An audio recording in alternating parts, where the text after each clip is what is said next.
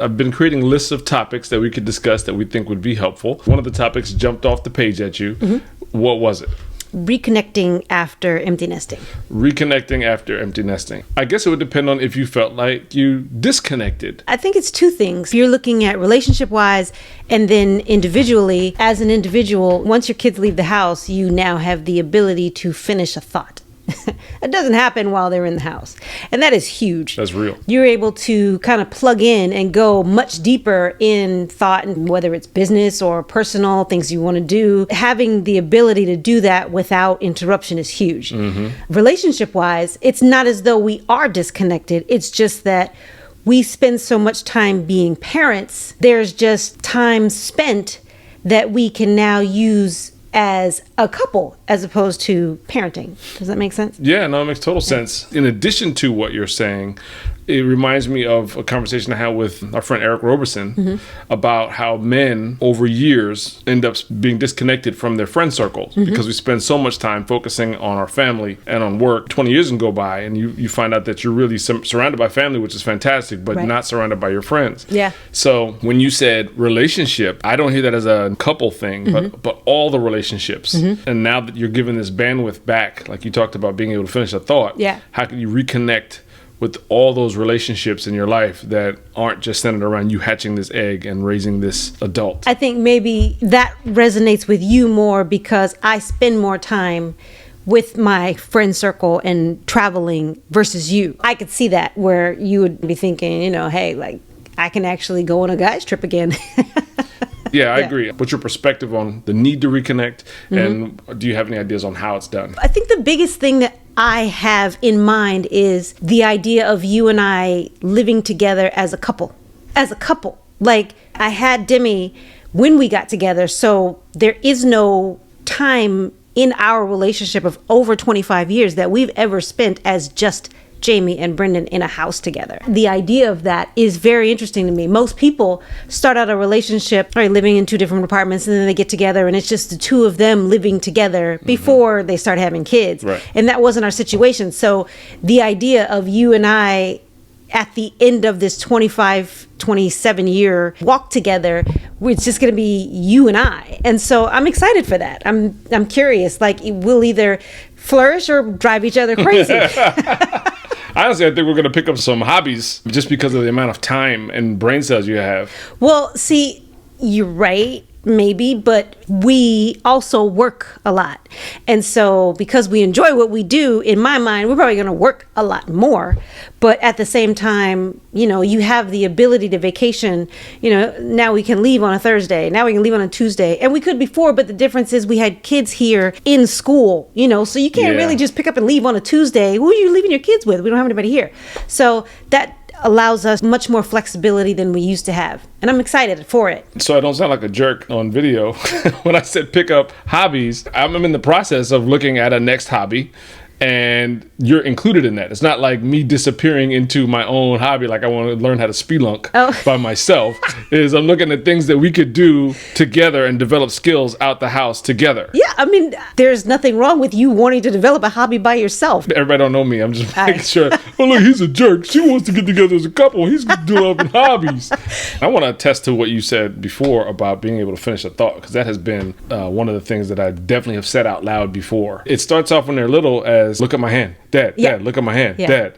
And then later on, it just becomes like, I'm getting in the shower during your work call and I'm going to blast the Sonos. I'm going to have a full-on concert in the shower. Yeah. So now you're like, I'd be working and they would come home from school. The productivity goes down once they come home. And it's not their fault. It is what it is. There's sports and there's homework and then there's preparing food now because everybody's growing and all that stuff. Yes. How do you reconnect with all those roles? What are some of the ideas and tactics? I'll start with one. Okay. Reconsider something that you might individually be interested in. Find a friend circle that might be doing that. It's like a walking club, a run club. So in this sense, it's reconnecting with yourself. Well, I think you have to reconnect with yourself in order to reconnect with a partner, because you would suck as a partner if you didn't know who you were. I totally agree with that. And the last time you might have checked in on who you really are might be before children were born. Yeah. So reconnecting as a couple, the baseline of that is reconnecting as an individual.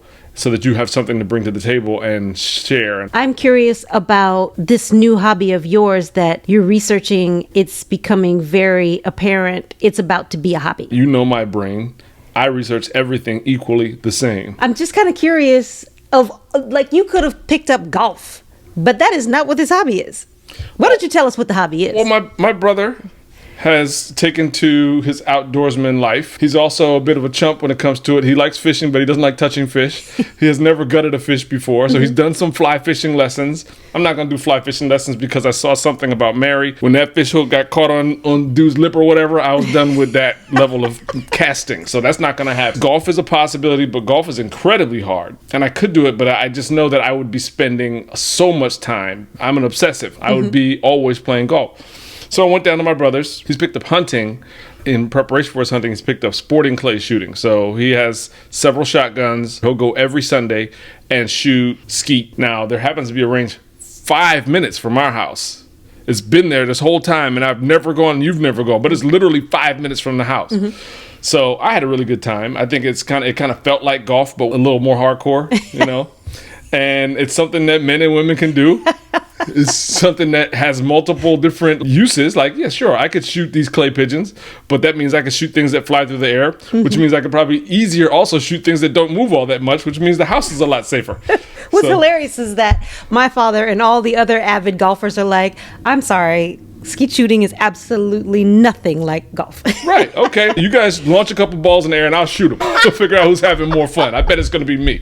Yeah, when you first brought it up, I remember thinking to myself, shotgun, okay. But I'm open. When I went with you one time, you were like, okay, I want you to hold the shotgun and see what you like. And in my mind, I think I'm going for you. And then when you hand me the shotgun, I was like, oh, so you want me in this. Yeah, but you're good at stuff. I don't hate it. I don't hate the idea. Let's try it. I might love it. And now that you got eyes again, I can see. I can probably see better than you now. Right. You mentioned when we talked about LASIK, how you got your surgery Friday morning, and by Saturday afternoon, we were in Charlotte. What we did in Charlotte was throw hatchets for the very first time. Yeah. And you were reasonable at it. Yeah. I'm actually excited because the gun range was fun. I was a lot nervous. It's very intimidating. And I'm a little intimidated to shoot a shotgun, but I am excited for the skeet shooting because it sounds fun. And I've seen it before. Right. It looks fun. There's my point. How else would you approach or advise? I don't know, because I feel like we are at that doorway. Maybe we should be asking that. Yes, I would say asking is probably the better thing, because we're at the doorway, so I can't turn around and say this is what I did. We haven't done it yet. But I'm just excited for the clarity of thought.